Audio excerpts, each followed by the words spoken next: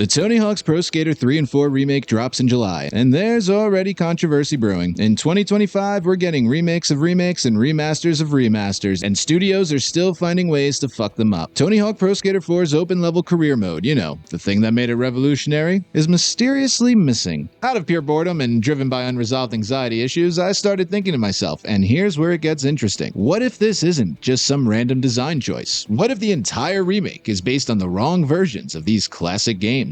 Let's start with the elephant in the room. Tony Hawk Pro Skater 4's career mode was a game changer. Literally. It ditched the 2-minute runs and introduced an open-world approach where you'd skate around, talk to NPCs, and unlock challenges organically. It was skateboarding freedom at its finest, and it set the stage for the later Underground games. But in this new remake, it's gone. Completely fucking gone. The developers say it's to maintain consistency between the two games, but that's like saying you removed the wheels from a Ferrari to make it consistent with the bicycle. It doesn't make any sense. Unless you're not actually remaking the game that everyone remembers. Here's my theory, and I want you to really think about this. What if they're not remaking the PS2 version of these games at all? What if this entire project is based on the PlayStation 1 versions? For those who don't know, and the developers are probably counting on this, Tony Hawk's Pro Skater 3 and 4 were released on both the PS1 and PS2, but they weren't the same games, not even close. The PS1 versions were stripped down, simplified, and most importantly, Tony Hawk's Pro Skater 4 and PS1 didn't have the open world career mode. It stuck with the traditional 2-minute runs because the hardware couldn't handle the more ambitious design. Sound familiar? That's exactly what we're getting in this remake. Now, I'm sure this isn't a huge deal, just given all the improvements we saw in the 1 and 2 remake, and I'm sure they'll carry over into this and then some, but I just found it interesting and had to talk about what this could mean for the 3 and 4 remake. First is level selection. The PS1 versions of the game were missing College and Carnival, 2 levels that were PS2 exclusives. Will this be the case in the 3 and 4 remake as well? If that's the case, well, that would suck and be a pretty big loss in terms of content for the fans. Second, character roster. Notice who's missing in this trailer? Where are the secret skaters? While the PS2 version was a host to a wide roster of them, only Wolverine and Officer Dick showed up on the PS1, so if only those two show up in this remake, it could add to the suspicion, although I will give this one a bit of a pass just due to all the licensing issues and fucking headaches those could cause. And last but not least, the fucking career mode is gone in Tony Hawk's Pro Skater 4, which was only on the PS2 version. So why would they do this? Honestly, I don't know why. And I don't know if they even did. I'm just kind of sort of spewing here. But it could be as simple as money. I don't know. Maybe building from the PS1 versions could mean less content to remake, simpler systems to implement, and most importantly, less development time. This could be a corner-cutting scheme hidden behind nostalgia marketing, selling us a remake of games that we remember playing on the PS2, but delivering the stripped-down PS1 experience with shiny new graphics while charging full price. This isn't just disappointing. It's potentially dishonest. Most gamers under 30 don't even know that there were different versions across platforms, and the developers might be counting on that ignorance to sell what is essentially a bait and switch. If I'm right, and the evidence is stacking up, here's what we'll be getting in July.